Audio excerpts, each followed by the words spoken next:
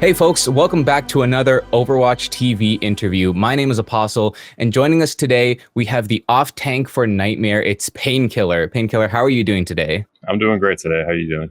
I'm doing well. Thank you so much for taking the time to join us today. Now, obviously, this weekend was a little bit interesting for you in your match. So let's go ahead and just get it right out of the way. Can you kind of talk to us about the tech issues that Nightmare saw in their match and kind of how that affected the game? Yeah, I mean, we were doing really well going into the first round. We started off getting to 99%. We lost one fight. And going into our retake, my internet went out and we had like a 10-minute pause and I came in on a hotspot. So I was at, 150 ms, lagging the whole time. We weren't able to close out the map. Then we go into map 2. I couldn't play at all. Like my hotspot wasn't working. My internet wasn't working.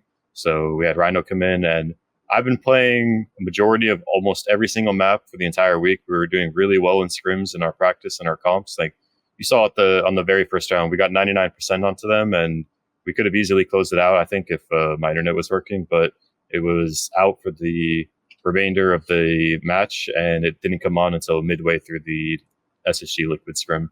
So had you scrimmed obviously you said that you'd been scrimming with yourself as the starting tank for most of the week. So for what happened on maps 2 and 3, was that all done on the fly?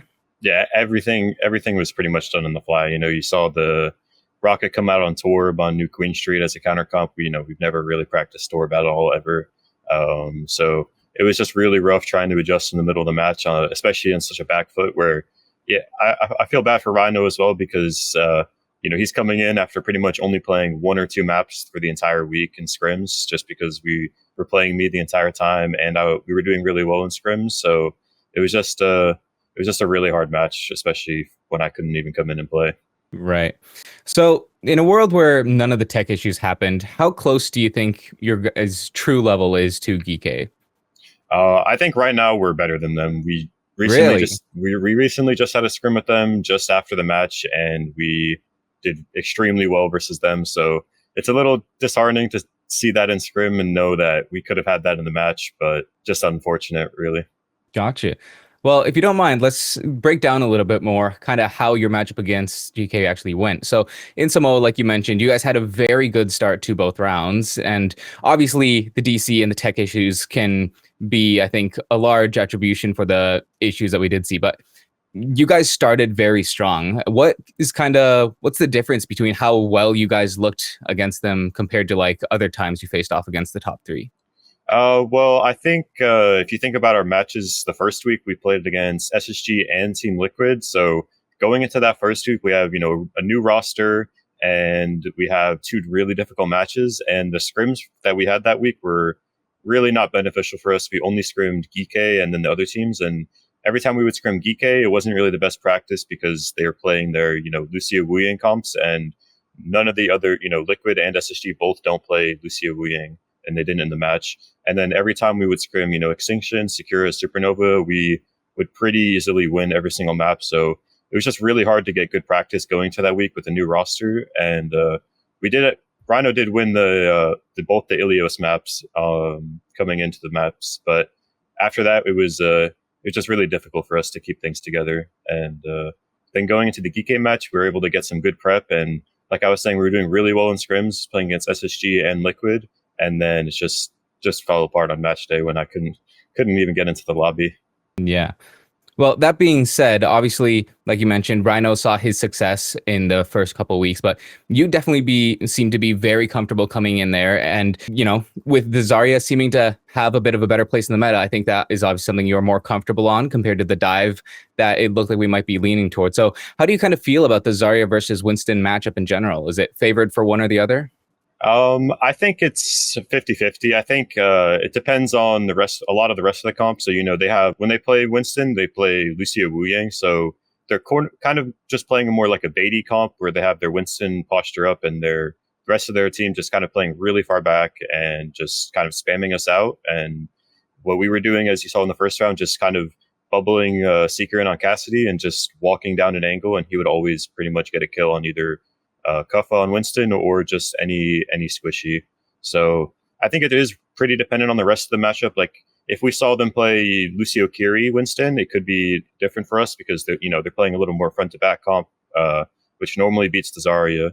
But I think if you're able to play strong heroes like Cassidy and Reaper into the Winston, it can be easy to win on Zarya into the Winston. For sure.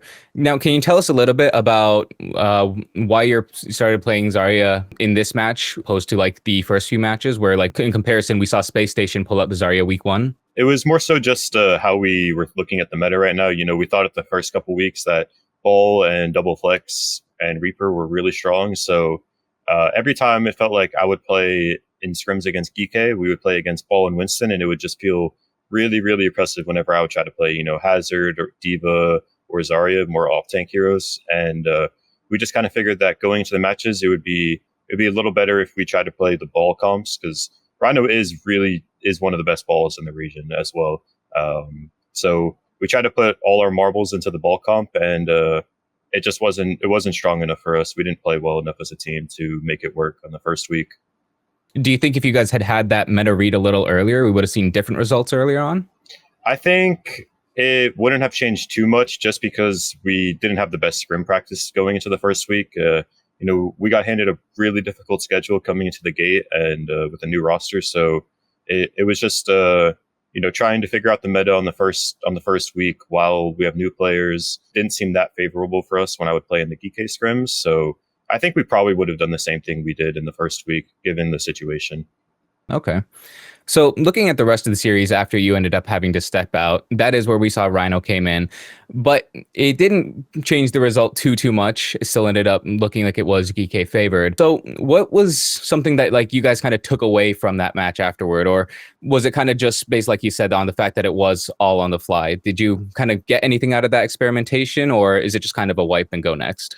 I mean, there was some errors. We still are good at ball comp, and we do sometimes play it. So on map 2, we definitely had some errors as a team. So we have things to improve on still, but a lot of the stuff was on the fly, and it was just a really hard situation for the team to be able to dig ourselves out of that hole. Right. Now, kind of talking more generally, if I can ask, like we said, before this week, Rhino has generally been getting more of the playtime. And I wanted to ask, like, how does that mentality have to change when you're the tank getting less playtime? Like, are you kind of confident that, you have the heroes you specialize in, or are you kind of trying to grind to get back on like the starting spot, so to speak? Personally, like I'm really good friends with Rhino, so we always tell each other, depending on what the meta is, like neither of us really care that much if we're subbed out. We saw in stage 2, Rhino played 2 maps in the entire stage in an official. He played Ilios against SSG, and he played Ilios against Liquid. He was perfectly fine the entire stage not playing, and that's how I kind of felt at the start of this stage, where it was like, Ball and Winston seem really strong right now, and I know Rhino is very, very proficient at those 2 heroes. I just want to see my team succeed and help out wherever I can, whether that's spectating and trying to help coach. Even when I was subbed out, a couple of the maps and a couple of scrims, I'm not even watching. I'm just only listening to our comms, and I'm writing down our comms and trying to see if, people are talking too much, somebody's not saying enough, if important comms are actually being said. So for me, I'm okay with subbing out if it means for the team's success. Obviously, I would like to play like I did in stage 2 and get those wins. And that's what I'm kind of looking forward to in playoffs, is getting back into the things and making the next land. For sure. Now, I'm kind of talking a little more about how it goes between you and Rhino.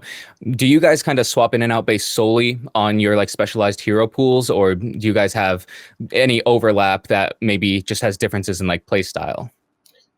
Generally, we just play the heroes that we want to play. So, if it's Ball or Winston, Rhino will be playing. And I will just play every other hero pretty much that's required. You see me on Diva, Hazard. I played Orisa, Ramatra in the first stage, or in the second stage, Malga and Hazard in the first stage. So just between me and Rhino, it's just whatever we both feel most comfortable on. If he feels like, he's playing in scrims and he doesn't feel like the Ball and Winston is that strong, he'll talk to me and he'll talk to the team about trying to see if I can get more playtime, and vice versa. If I'm playing in a lot of scrims and it feels like, that's what happened in the first week, where it felt like my heroes weren't really that strong at the time, and it didn't really feel that comfortable for us as a team. and it would be more efficient for us to just have Rhino play all the time. Right. Okay. Now, I'm kind of talking about the rest of the team here. Obviously, Nightmare comes in at the start of this stage with a few new players. We have Seeker, Nenwai, and Squid added to the roster. So can you tell us a bit about how they've added to the team and what you found working with them? My favorite addition has to be Seeker. He's a very vocal hit scan compared to a lot of other hit scan players, especially compared to we just play with Chronic. And obviously, Chronic is a very insane player, but I do like the qualities that Seeker has of being a vocal hit scan, calling what he needs, calling when he's pushing.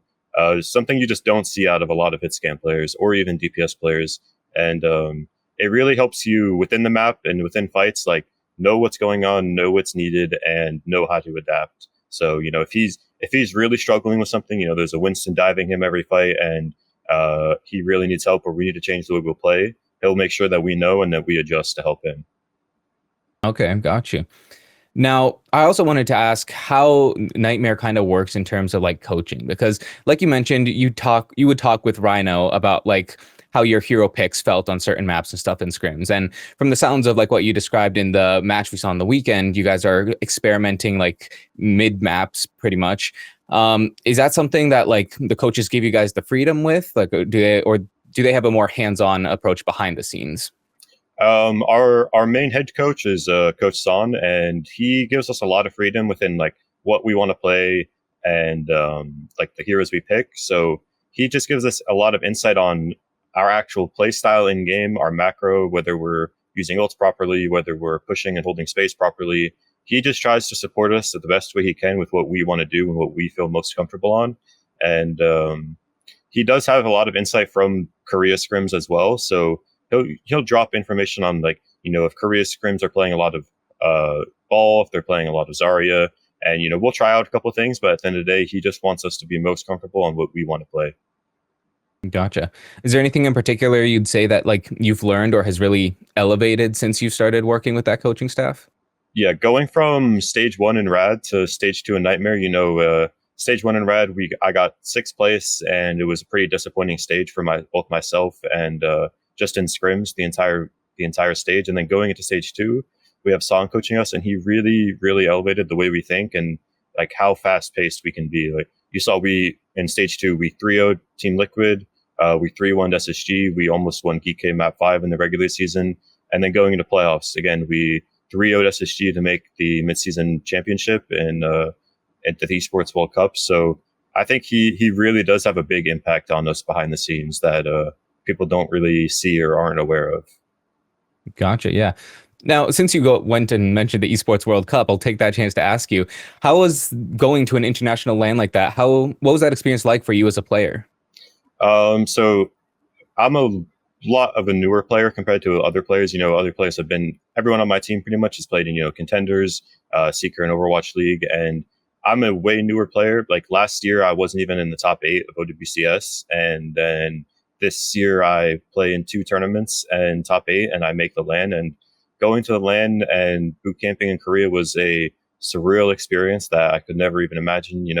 After we beat Twisted Minds and I'm just walking around the venue and I have fans coming up asking to take pictures and talk to me. And it was really, really something that you can't imagine. It's a once in a lifetime opportunity.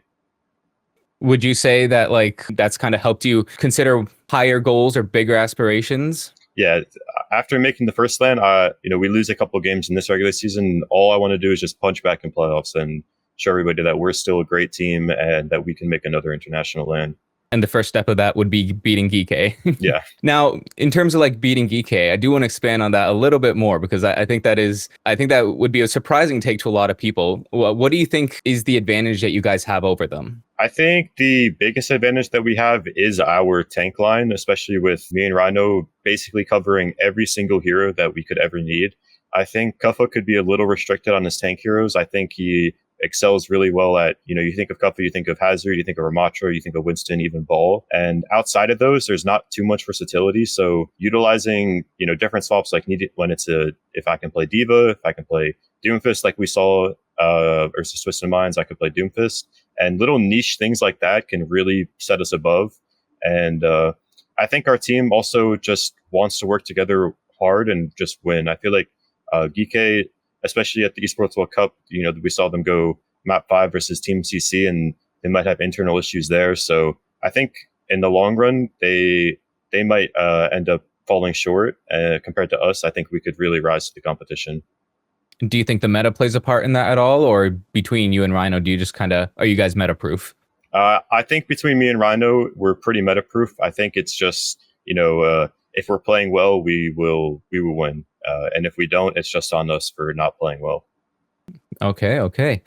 Now, talking about a future match, because obviously we won't see a Geekay rematch until playoffs, presumably, but your next match will be going against Sakura, who so far had a pretty good week. They had a weaker start, but again, playing against very strong teams similar to you guys. And then this weekend, they seem to have a better showing of what kind of strength we can expect from them. So what are your expectations for this match, and how close do you think they kind of are to Nightmare's level? I think right now, especially in North America, there's a really heavy top 4, and then there's a really heavy bottom 4. I think Sakura coming into the stage, they looked a little weak. They had PDK from Dildux, and they had, I think it was Natsuki. Yes. And so they had a weaker start, but I think now they have X10 playing. I saw in the match last week. So I think when you have a roster of, X10 and you have Zomba, Z, and Zeb, I think those 4 players in particular are all like really niche and really strong, and I think you can't underestimate those players. You saw Zeb last year in OWCS constantly shutting down everybody on Orisa. You saw last stage in OWCS, Zomba just putting on a clinic against us, 2 map 5s versus Nightmare. But I think at the end of the day, they're still in the bottom 4 half, even though I think they're pretty solid at a 5th place level right now. I still think it'll be pretty dominant from us, and we should really show that we're still strong against them. Gotcha. Now, you did bring up Zeb, and I do want to focus on him in particular for a minute here. Sakura seemed to have a pretty clear style based on Zeb being really strong in like these ground tanks, right? So how do you feel kind of playing into that matchup? Should we be expecting like a Zarya mirror, or do you think that they're going to be leaning into the Orisa? And do you have something cooked up if that's the case? I think generally we're just going to try to keep it simple, try to play similar comps as them, because we do think we're just better on if it's let's say like a Zarya, Reaper, Sojourn, Lucio, Kyria mirror. I think we're just the better team. We have better mechanical players and a better macro understanding of how these comps will work. So I think we're just going to try to keep it simple and just show that we are better than them. We're not going to try to do anything funny. We're not trying to do anything cheesy. We're just going to try to set the tempo on similar comps. Okay. Now, one question I do want to ask here. We've seen Zarya definitely seem to find a spot in the meta at this point, and you're looking very comfortable on it. But like you've mentioned yourself, you are a very flexible tank player. We've seen you pull out all kinds of stuff in officials, and I can only imagine what kind of stuff you're trying in scrims, right? Yeah. So how do you kind of feel about the current state of the meta? And is Zarya here to stay, or do you think we'll see farther evolution as the stage goes? I think Zarya is in a decent spot right now. I think that she does have a lot of great matchups into other tanks right now. I think a big problem for a lot of tanks is just their survivability. And you think of heroes like Junker Queen, Doomfist, Orisa that really don't see any place in the meta at all. It's just so difficult for them to live. You have Zarya. I think the thing people don't really think about with Zarya is her bubbles cleanse the DPS passive, which really just helps her survive and get healing. And on top of that, you have heroes like Reaper who have been showing up a lot. And being able to enable strong heroes like Reaper with Zarya bubbles, I think is another really important thing for how the meta is looking right now. I would say that she's probably a top 3 tanks right now, I would say. But I do think that Monkey and I think Ball still have a pretty strong suit in the meta right now. It's just kind of counter swapping and seeing what you can do with your bans and how your strategy going into matches can be and how strong you can look. Gotcha. So with that being said, would you say that this is one of the better metas for Sakura, given that Zeb is pretty comfortable on the Zarya? Like the only thing better would be an Orisa meta, really. But I think, yeah, they do have, I think Hitscan has been making a comeback as well. So that's really good for a player like Exton, who showed a lot of dominance, especially on Freya in the stage 2, that they can punch up to the better teams. But I think I have a lot of practice playing against Zeb, in ranked and in scrim. So I think he's a really strong player. But at the end of the day, I do think that our team, just as a whole, is better than them. So even if we're on a mirror and even if Seb's looking good, I think it'll be fine for us. Gotcha. All right. Well, with that being said, we're getting near the end of the interview here. So I want to ask, do you have any messages you want to put out to Sakura before you guys get in the match? I think just best of luck to them. I'm really good friends with a lot of them, and even though we probably will beat them, I do think that they are great players, and I would love to see them succeed. Maybe in a playoffs run or in the next stage. I think they all have just such great talent, and they should keep competing. Awesome. All right. Well, before I let you go, one more question for you. Do you have any messages you want to put out to the fans or anything you want to shout out? Mostly, I just want to say to the fans that I think just keep supporting us. It was a rough start for us as a team. We haven't beat any of the top 4 teams, like I was saying before. But you look back at last stage, and we were able to punch up to everybody, even in the playoffs, the 3 over SSG. So I think just keep supporting us, and we'll look good in the long run. Awesome. Well, Painkiller, thank you so much for joining us and taking the time to speak with us today. It's been great getting your insight on things. Thank you for having me.